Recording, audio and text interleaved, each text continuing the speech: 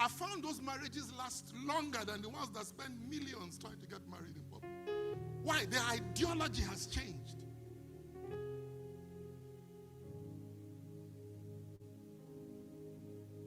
He says there are men of God sitting here while they're listening to me. There are corrections they're beginning to make in their spirit. So all of a sudden, he switches from talking to his congregation to say, this is what I share in ministers' conferences.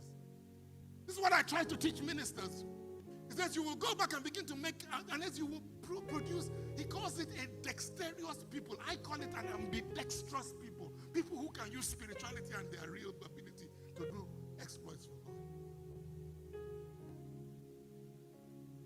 And this is the part that blew me away. Not just tongue-talking people. Not just word-confessing people. Look at what he said. People who can be called. How many of you ever believed what I said, that government officials will come and pick you from here? Most of you don't believe it. Who can sorrow you? I know what I saw. I know what God has promised me.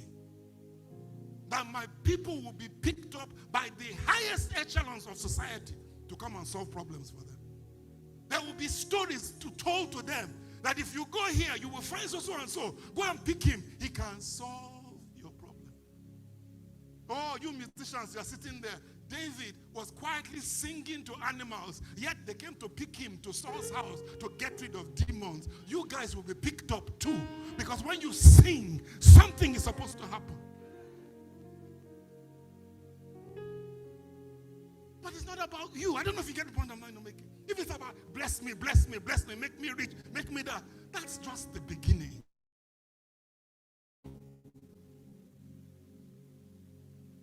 It says, because of the level of light, I was watching one, I have it on the tape.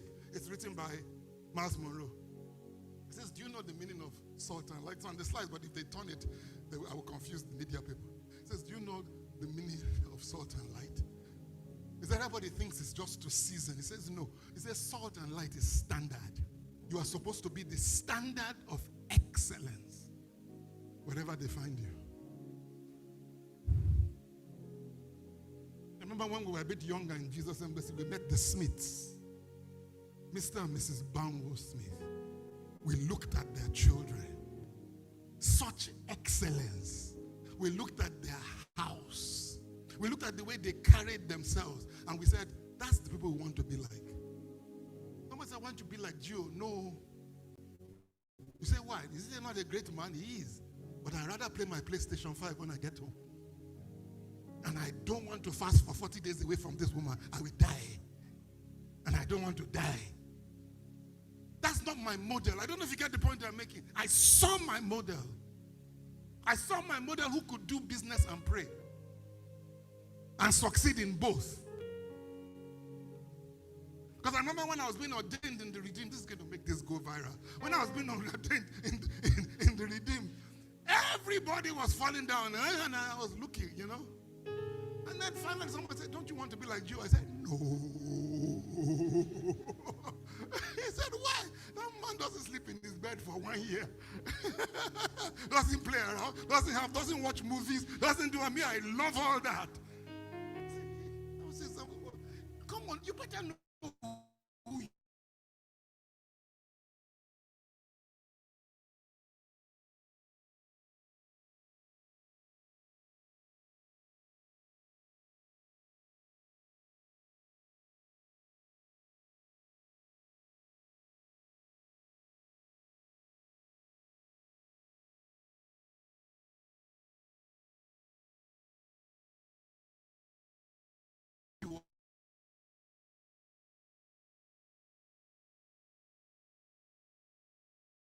you are.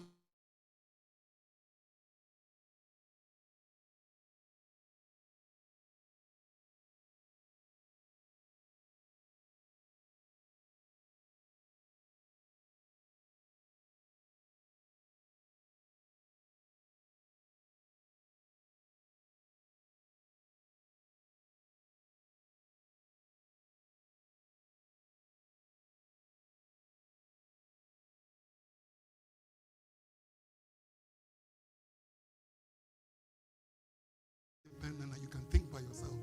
And it's that very thing that I've equipped you with that you turn against. I used to turn against me, and I love it. You say, why? Because it shows you've grown up. You may have grown up stupidly, but you still grow up.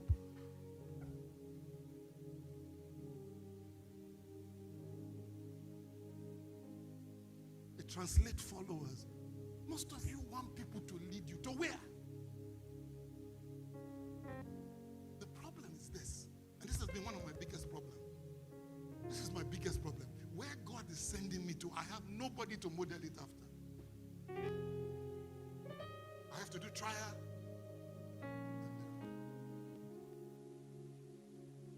Can I say it's the same for many of you?